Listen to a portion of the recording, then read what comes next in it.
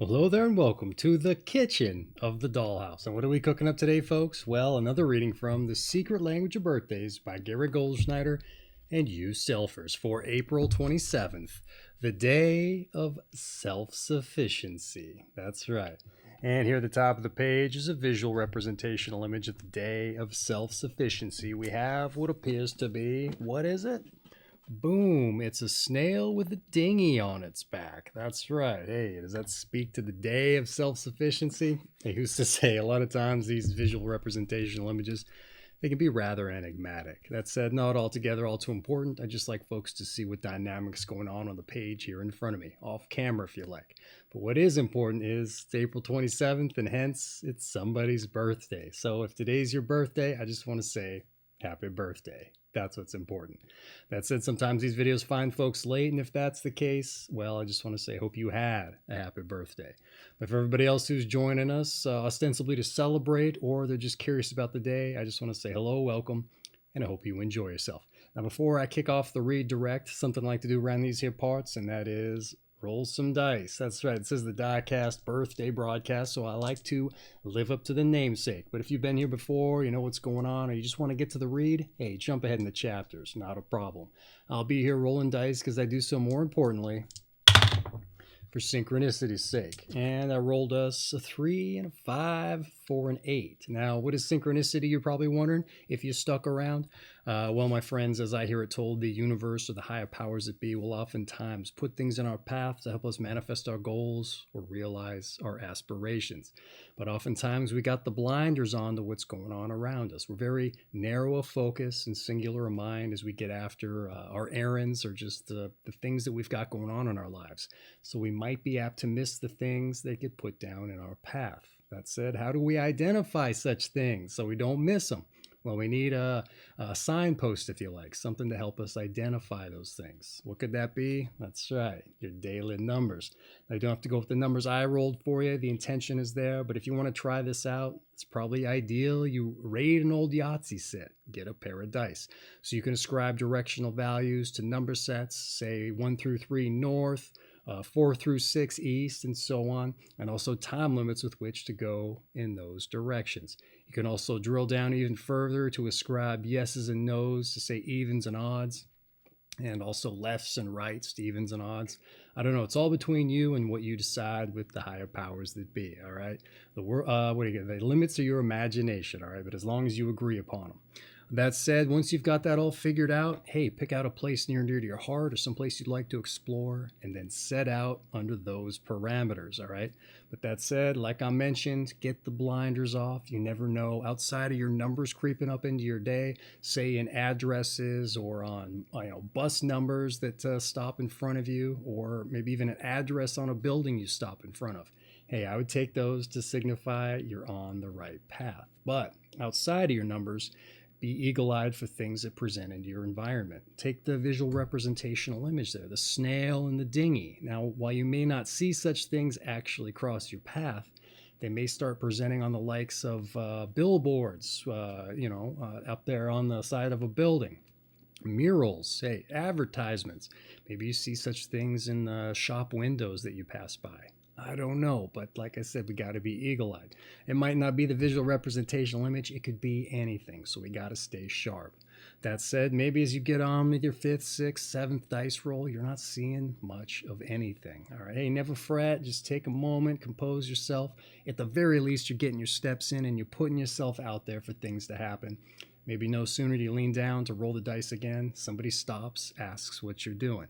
Hey, you know what? Put it on my shoulders. This crazy guy on the internet said I should shake up my birthday, recommended I try to line things up in this way, and they might just be apt to join you, all right? You might captivate them. Maybe they want to shake up their day as well. And maybe it turns out it's their birthday too, all right? Maybe that's what the universe was trying to put in your path, all right? And if you hadn't stopped, composed yourselves, if you had quit earlier, you wouldn't have run into this individual, all right?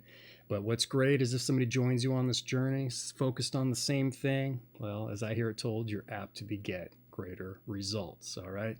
So that's kind of the idea. I think you get the point. Get out there, shake up your life a little bit. If you see, taste, touch, smell, hear, or even intuit just a few of those unique kinds of happenstance, I think you're apt to see why I brought it up. All right, so get out there and have some fun for your birthday. That said, let's get on with the redirect. That's why you're here. Here we go. Your month is April. Your day is the 27th. Your sign is 6 to 8 degrees Taurus of the Taurus I period specifically. And your quality and element is fixed earth. All right, here we go. April 27th, the day of self-sufficiency. Those born on April 27 can usually be found working behind the scenes. Generally, they do not assume the leading role unless drafted or forced to do so. They are happiest when they can function undisturbed, tucked away in a safe place where they give their all to private endeavors. And it is rare, rather, to find those born on this day preoccupied with a highly developed social life. It is usually within an institution, e.g. school, work, or church, that they are able to relate best with others.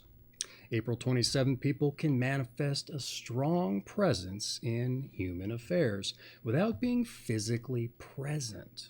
They have great projective powers, and their thoughts, initial actions, even their image alone may serve to set things around them in motion.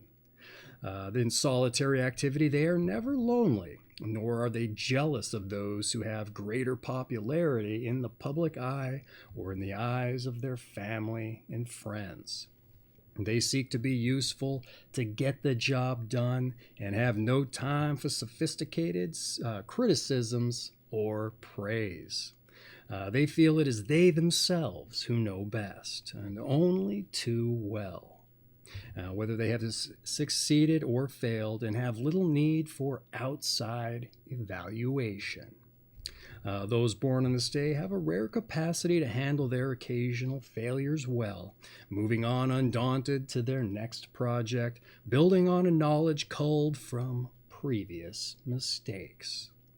And in personal relationships as well as in family activities, to say such as raising children, April 27 people function very well as long as others understand their need for privacy and desire to be alone when working. After hours, they can enjoy a quiet evening at home with their spouse and or children as well as anyone. And if they are homemakers, their home will be their castle. Most needs and wants can be met in this sphere. They will demand faithfulness and dedication, however, as they are faithful and dedicated themselves.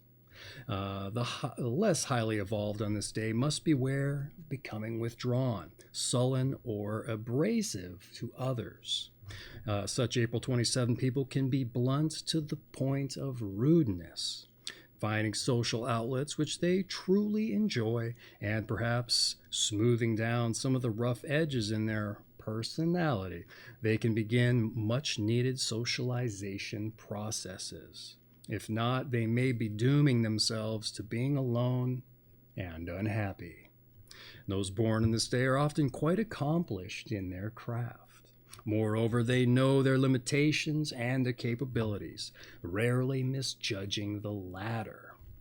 They may, however, push themselves too hard, and because of a lack of emotional maturity or suppressed feelings, allow destructive outbursts which can drive others away. Their temper is not easily aroused, but once it is, watch out! Exclamation point, watch out. The destructive powers of April 27th people are considerable, and those born on this day should seek friends who can help them lighten up, and to laugh and to be less serious are two important needs. And in this respect, they do well with devoted companions who are free-spirited as well as playful. Well, all right. Hey, this was a particularly well-rounded birthday read. I make mention of that because the whole Aries period, by and large, they didn't really drill down on what I like to call being well-rounded out, to say like interpersonal relationships, mother and father, daughter and son. Sometimes they even bring up what it's like to be as siblings or the child of a person born on the day. Here they got into a bit of that, but that said, I'd like to provide a little bit of a commentary on what we just read, maybe make comparisons to days previous, periods previous, and also things I just found interesting. So let's dive in. Here we go. April 27, the day Self Sufficiency. You're said to usually be found working behind the scenes and not necessarily assuming leadership roles unless you're prompted to. All right. You prefer to be left to your own devices, and a preoccupation with developing a social life is just not a priority. Quite interestingly, right off the bat, the breakdown stands and starts aligning with a through line theme that was followed through the majority of the Aries I period, where the common denominating thread connecting all those days was a desire to work on their respective endeavors with little to no concern for outside influences or socialization to that end. The same was said for the previous mentioned leadership dynamic that applies to you as well. All right, they just weren't up for such things unless they were thrust into that position, and in which case they would try their best if they were, but it wasn't a priority for them. So it's interesting that this comes up today here as well, because we're pretty far removed from Aries 1 already. All right, I would say that the things that go into that don't necessarily apply here, or do they? We'll get to that a little bit shortly here. And like I said, there may be a reason for it, all right?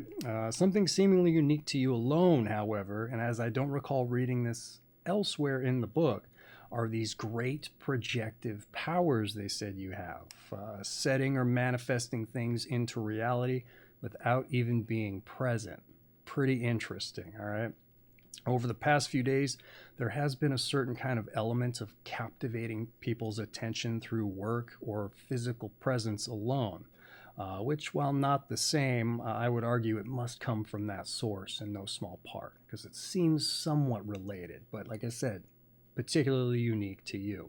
I'm also curious how that manifests, but I'm also kind of envious of this drive toward being useful to the degree that you have no need for outside evaluation and this personal intrinsic ability to assess and move on from failures on your own, okay? And by my estimations, without getting hung up on what others may think about as much, all right? Your concerns on the matter are what keep driving you forward, all right? Huge quality, I would say. The reading goes on to further round out the breakdown, covering the likes of you're expecting loyalty, considering you're loyal, you're having a relaxed and reserved kind of nature once work is done, which, as it happens, has not been coming up for the better part of a couple weeks here. So that's why I make mention of that being unique. But the reading also takes time to relate the pitfalls to, say, the lesser evolved individuals might encounter. Also, things to keep in mind to maintain yourself and work toward improving in your social life, for instance, so as to prevent complete isolation or loneliness, all right? With a final mention of avoiding rousing up your temper to this end, I appreciate that they relate. You may be otherwise reserved, but you certainly aren't a pushover, all right? I like that aspect of it there. That said, that's what I had to say about the breakdown. Let's move on to your numbers and your planets. And let me get the book centered so I can try to stay in frame. Here we go. Those born on the 27th of the month are ruled by the number 9, as 2 + 7 = 9. And by the planet Mars. The number 9 is powerful in its influence on other numbers, as any number added to 9 yields that same number. 5 + 9 = 14, and 1 + 4, that's right, equals 9, all right? Any number multiplied by 9 also yields a 9. 9 times 5, 45. 4 + 5 is 9. And April 27th people are similarly able to influence those around them. The planet Mars is forceful and posits male energy, but is here muted by the ruling planet of Taurus, Venus, which carries a feminine kind of energy. Thus, March 20, no, they got March from here wrong. So they did a copy paste job here. Thus, April 27 people have a unique opportunity to integrate their male and female characteristics. All right. I make mention of it quite a bit. A lot of times they'll copy paste things. We see a little bit of evidence of that here. All right. Kind of funny. I didn't pick up on it at first. That said, let's get into the numbers and planets here. All right, here we go. The number 9 in the fiery planet Mars with its god of warlike energy and aggression. Also, adventuresome ambition as it happens. Also, as they mentioned, a power to influence those around you. And as I would assume, the main contributing factor to this focused drive that was mentioned, that I found with the Aries 1 individuals specifically, that influences your isolated work preferences. By and large, that's the only common denominator I can find that might explain why you have this Aries 1 earmark quality, all right? Because it was like the breakdowns almost got boring because they were so similar. It was just tiny little facets that would change. And here, that's kind of what popped up here for you today. So that's what I think is probably influencing it. Why it's an Aries 1 dynamic specifically, and not a 2 or a 3, I can't figure. Couldn't tell you. But it is interesting that today is so otherwise balanced, okay? The Mars-like fiery aggression is almost absent until the latter part when they said if it gets stirred up, all right? Even the AT cusp days, the Aries-Taurus cusp days, they didn't see this kind of balanced dynamic. And they had both Mars and Venus in the mix, outside of one other additional ruled planet. That's probably the reason why theirs weren't so balanced. But all told, this is probably the most grounded day that I've come across in weeks, all right?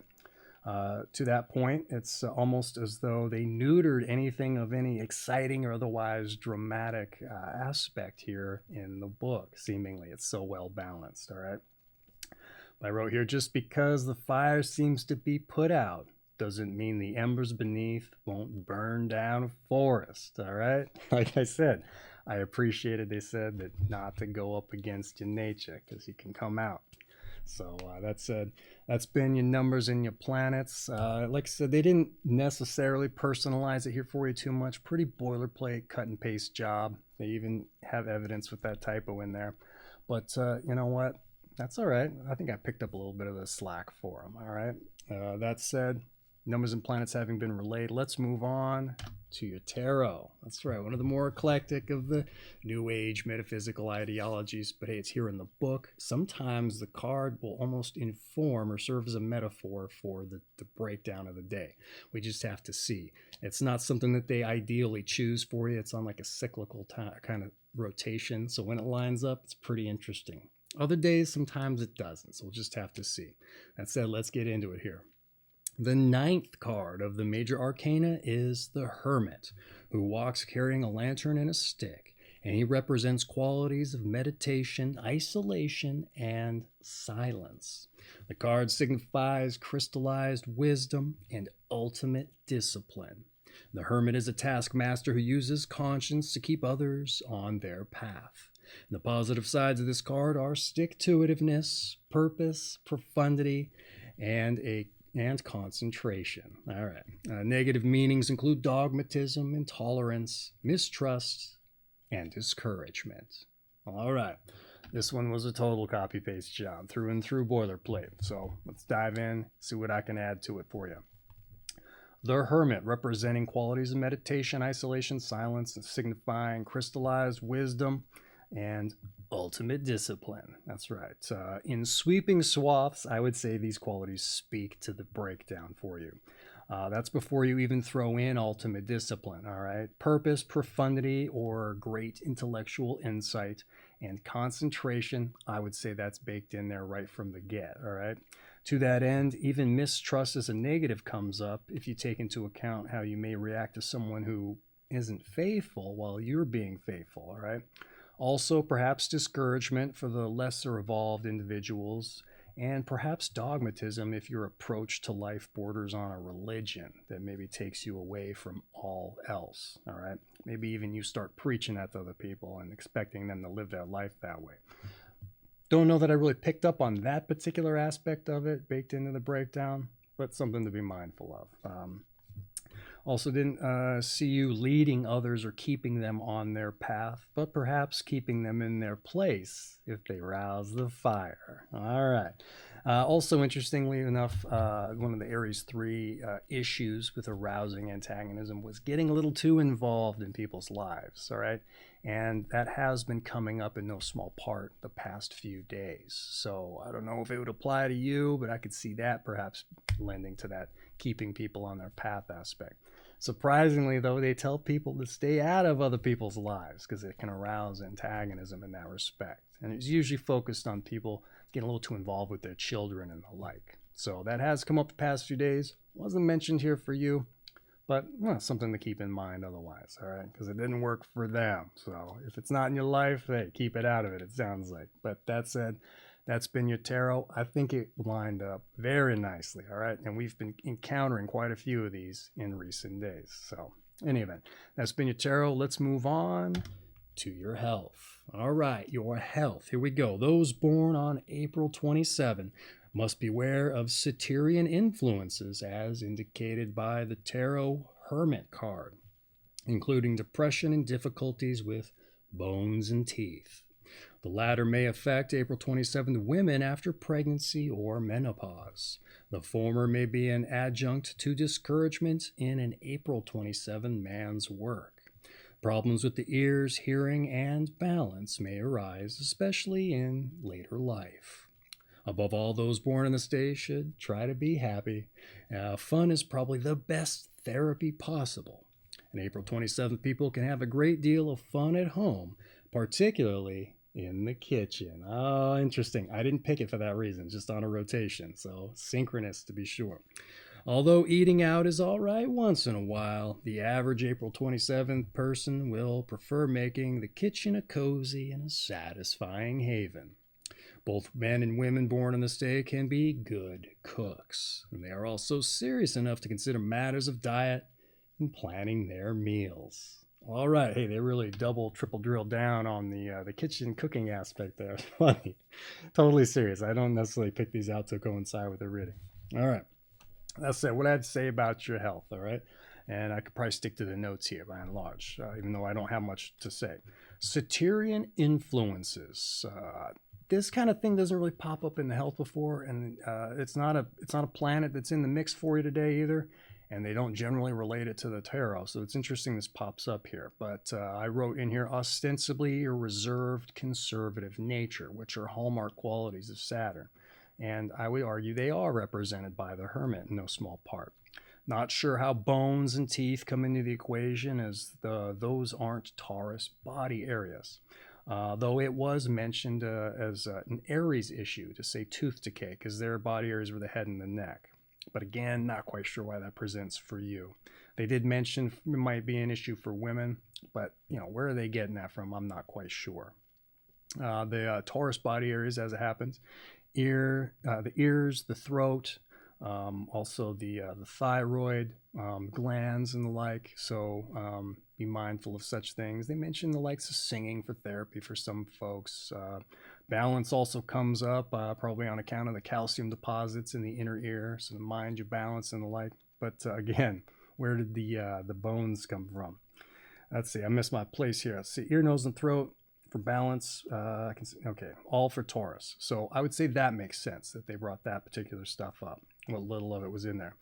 Try to have fun and be happy, all right? Common advice in this particular period, or at least for Aries 1 folks too, all right? But for the more stubborn, career-focused folks, they definitely try to tell them to have some fun, be less serious. In addition to finding folks to socialize with, even if there's no food or, or exercise in your life that's mentioned. I say that because a typical health entry will make mention of the food or the diet that the person should focus on incorporating into their life, as well as exercise regimen. That wasn't here for you today, but that said, they brought up the kitchen, so they must figure that, hey, you know what kind of foods to put into your diet. That said, overeating has been an issue that popped up at the beginning of Aries-Taurus cusp and has come up in spits and spatters as we've moved on. But by and large, they bring up earthy foods, to say vegetables, fruits, whole grains, and the like. So maybe take note of such things, try it out, see how you feel. As far as exercise is concerned, mild to moderate's been coming up. Issues with regard to overweight, sedentary lifestyle start popping up on the Aries Taurus cusp and have been continuing on as the days have progressed. And those sorts of things weren't found at all in Aries folks, because they're go-getters, movers and shakers, and they would even tell them to pull back on exercise, mild to moderate, because they get all their exercise in just their intrinsic everyday activities. So just apply some common sense to that, I suppose. They didn't mention it here for you, unfortunately. And that's it. That's what I had to say about your health. Let's move on to some advice. All right, here we go. Try to increase social contact. There we go. Beware of isolating yourself. Push yourself to improve spiritually, and beware of imposing your values on others. Don't get stuck in a rut and refuse to be unhappy for long. All right. Pretty quick in and out with the advice there. Let's see what I had to say about it. Now, bear with me. I had to write it in a book, so I might stifle a little bit because my writing's tiny. Here we go. They said try to increase social contact, and I wrote, there it is. All right. They break down the walls of isolation, if you like. Okay, self-imposed or otherwise. They said push to evolve spiritually. I didn't see where this came up in the breakdown. Get the idea you maybe didn't have that going on in your life. But it has come up in previous days, as it happens, so maybe something to be mindful of. It might just be you got Mars and Venus in the mix, otherwise relatively grounded planets, so it might be a concern, something you don't really have in your life. Other planets like Neptune and the Moon, those particular planets, those folks don't tend to have an issue in that respect. They have their head in the clouds otherwise in a lot of cases. Though with April 25th, that dynamic was switched around for some reason. Those folks weren't idealistic at all, and Neptune tends to be highly idealistic. In any event, off the beaten path for you, no concern there. Just give it some consideration, I would say. What else do we have here? Push for spirituality, because it didn't come up. Mars and Venus grounded. But yeah, don't poo-poo the notion. There's value there if you look for it. Beware of imposing your values on others, they said. All right. Dogmatism was mentioned in the tarot as a negative. I'd say it's difficult to expect your unique approach to life from others, especially if you somehow project yourself out there, ostensibly without trying, I would assume. Yeah, other folks probably can't replicate that. So just because you're used to enjoying those kinds of life benefits, I suppose, doesn't mean it applies to other people. So don't expect the same kinds of things. Common aspect with the Aries folks as it happens. All right, those folks would they were movers and shakers, and then since they could do it with no effort, they expected it from others who don't have that dynamic baked into their life. So they have to be more objective about what they can expect from folks. I would say that's an aspect here as well. All right, so don't get or let's see. I think I had a little more to say. It's difficult to expect your unique kind of approach from others. It's unique and abnormal, I wrote. All right. Common through line this period, but realized in a variety of ways. But the advice remains the same. Okay, said all that stuff essentially. Don't get stuck in a rut, they said. I wrote always be evolving, dynamic, not static. Just keep improving upon your failures, all right? That's already baked in for you, I would assume. They said refuse to be unhappy for long, all right? Good advice in general, I'd argue, but particularly relevant for those who don't realize their higher self, all right? If they're stuck in a little bit of depression, they're lonely or unhappy, all right? Refuse it, all right? And if you notice that it's there, time to figure out how to improve upon it, I would say. How do you do that? Hey, it's a struggle for most of us, I would say. That said, that's been your advice. Let's move on to your meditation. That's right, it's your birthday. You get a little bit of something to think about if you like here. Your meditation, here we go. The true church is one's own heart. Once again, the true church is one's own heart. Interesting. All right, I think I have an idea why they chose this for you. That said, your birthday, your meditation, I'm not going to elaborate upon it, all right? That's just for you. It wouldn't serve you if I told you what I thought about it, all right? It would probably influence you a little bit. Who's to say? That said, that's been your meditation in a can. Let's move on to your strengths and your weaknesses. That's right. Let's see where you got the girth, right? And where you otherwise maybe a little more atrophied in the bargain, all right? Your strengths, you're self-sufficient, you're dedicated, and you're centered. That's right. Am I? Yeah, a little bit there. All right. So what are your weaknesses? I did that because I've been gravitating this way for like the past week. I don't know why. But your weaknesses, let's see if we identify any of these. All right. Are we ready? You're withdrawn. All right. I think we saw that. Over serious, they said. I don't know that I picked up on that one so much. Or that's baked in with the last few days. But you're also repressed, they said. All right. Guess I kind of picked up on that a little bit, if it even applies, right? That said, I like to make the case that our strengths can help us overcome our weaknesses. But I also like to make the case our weaknesses can be strengths in unto themselves, depending upon the situation. So let's see if I can make my case here.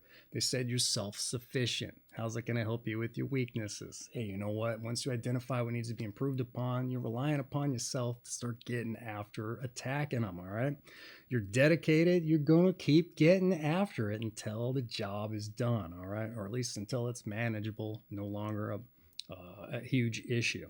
And you're centered, all right? I would say that speaks to a certain amount of balance, all right? You're not going off one way or the other, and you're going to stay on point, all right? Keep dedicated. I mean, you could be dedicated to an effort, but if you're not centered on what needs to be attacked, hey, you're chipping away at the wrong stuff ostensibly. So it's good you're centered. Also, I would say, like, I think I mentioned balanced, all right? Balance is a key watchword theme for the book. Don't know that it came up here too much today, if it was even mentioned outside of hearing and balance, all right? So that's a good thing, I suppose, but not really what we're looking at. But yeah, maintain that balance, all right? And ostensibly, you have it in spades on account of your number 9 day. Mars and Venus promote a certain kind of harmony or balance, considering the male-female energies. And I think they mentioned that you've got that going on for those reasons. Ostensibly, why you're so well balanced in your comportment, if you like. That said, I'm getting off point. How can your weaknesses be strengths? All right, it says you're withdrawn, okay? Hey, you know what? You keep to yourself, you find your space, and you flourish within that space. All right. Now, I see why that's ostensibly a weakness, because you're isolated. You're not opening up to other folks. You're in your own little world and you're not getting out. All right. With the folks this has come up with in the past, they always recommend to break down the walls you've put up and get out there. There was like one day, I think, where it was like, don't do this because you're such a unique individual. Like Emily Dickinson birthday or whatever it was. It was like, this doesn't work for you. It was one time though. So get the walls down. But how can being withdrawn be a strength? Hey, you're in your own little world. You're getting things done. Okay. Other folks sometimes can't flourish if they're isolated. They have to get out there and be around others. With you, not an issue. And I would say if an issue pops up, you can go to your space, focus on things, get it done. Over serious. How can that be a strength? I see where they get it. I've met some individuals who are so overly serious, you can't tell if they're joking or not.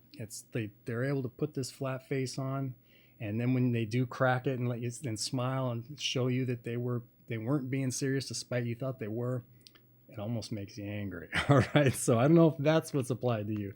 That's just a unique situation I encountered. But that said, you're reliable, you're stable, you're consistent, and you're functional, okay? Also determined. Huge leadership qualities there if you're over serious. But again, it could also be a detriment because some folks don't know where they stand and or they just can't be around you because the dynamic is so awkward, perhaps. That said, you're repressed too, they said. How can that be a strength? I wrote down self-control, all right? You're objective.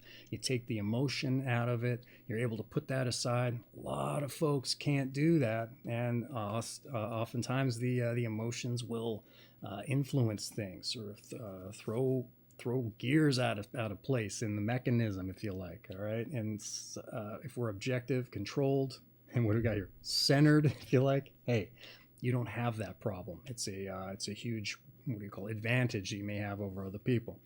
What else did I write here? Disciplined and focused. Once again, that pops up. All right. Over serious, perhaps. I don't know. But hey, I don't know if I made my point. Starting to flounder here, get off the map. But that said, the point still stands. Use your strengths to overcome your weaknesses, but don't throw your weaknesses out with the trash altogether. There's places where you can use them and flourish with it, all right? That said, I think you get the idea. Let's move on to those born on this day.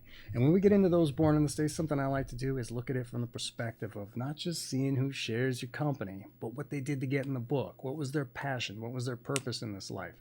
A lot of times I meet individuals who don't really have one, all right? They just roll out of bed, hit the alarm clock, get to work on time so they can punch the time clock, all right? That's no real way to live, I would argue, all right? Yeah, we got to put food on the table, keep a roof over our head, but what are we living for outside of that? You hit the weekend and you're just rallying to do it all over again? Where's the fulfillment aspect? So if I can put the idea in your mind, hey, that's huge. I can't wish anything else for you on your birthday, because I think it takes time and work to figure out a purpose or a passion.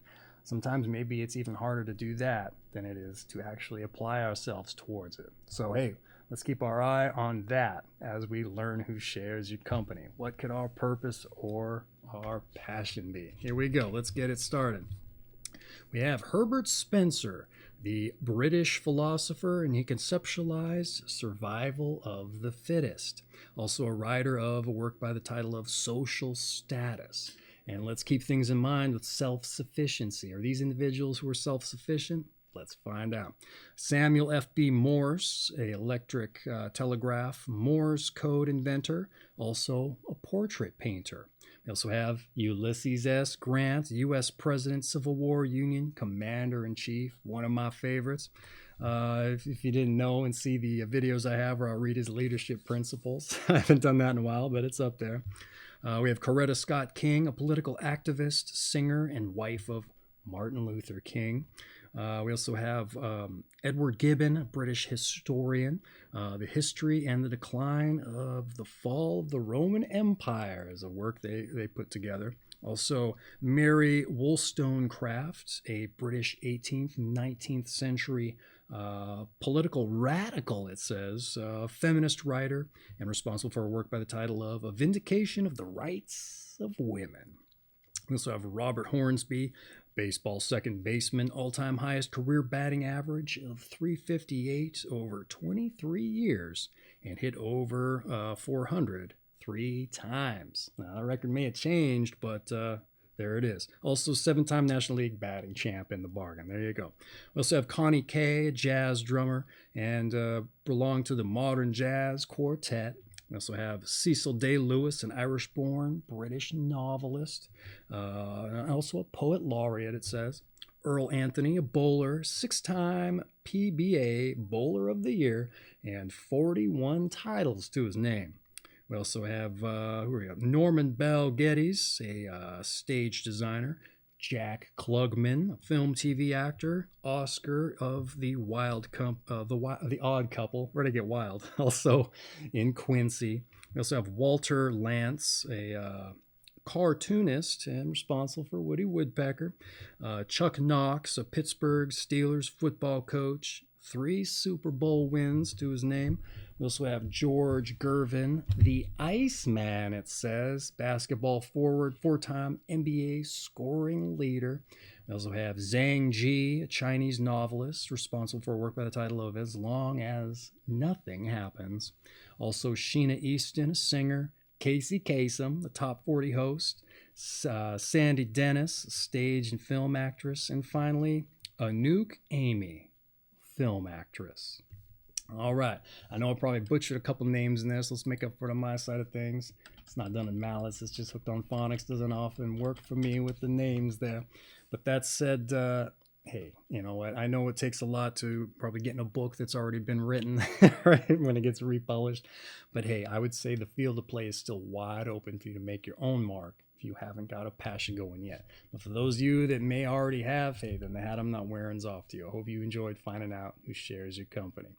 That said, that essentially rounds out your birthday read, except to say your season is spring, your sign once again is Taurus, of the Taurus I period specifically, and your quality and element is fixed earth. What does that mean? Well, that's a whole host of different videos altogether. They'll be at the end there for you, or some of them, and then others down in the description. But that said, this has been April 27th, the day of self-sufficiency. Don't know that we made hide nor hair of the visual representational image of the snail and the boat and the dinghy on the back, but hey, not altogether all too important, like I said. But this has been The Secret Language of Birthdays by Gary Goldschneider and you Stealthers. I have an affiliate link for this book down in the description if you're interested in picking up a copy. It makes an excellent coffee table book.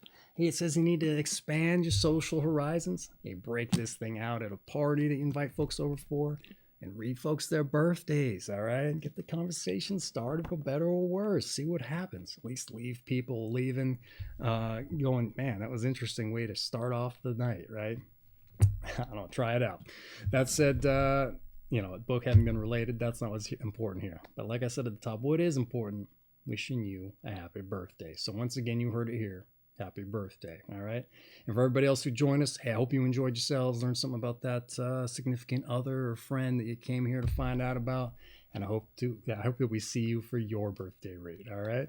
That said, before I take us out here, what's this? Yeah, that's right, your daily numbers. Get out there and let the universe show you it's with you on your path. You're 3 and you're 5 for an 8, or maybe you're 5 and you're 3 for an 8. I don't know, be on the lookout for them, folks, and let the universe show you it's with you on your path. That said, hey, know you're a well-balanced individual. You're not going to get after things unless somebody stirs up your fires. Otherwise, you can be left to your own devices and get things done. Hey, you know what? I would say keep pressing on.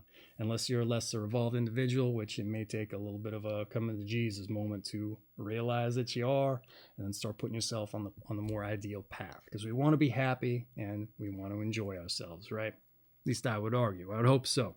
So that was ostensibly the only negative drawback for the day. So great news in that respect. But that said, hey, you know what, folks? Thank you for the pleasure of your time. Hope you enjoy your birthday and take care of yourselves.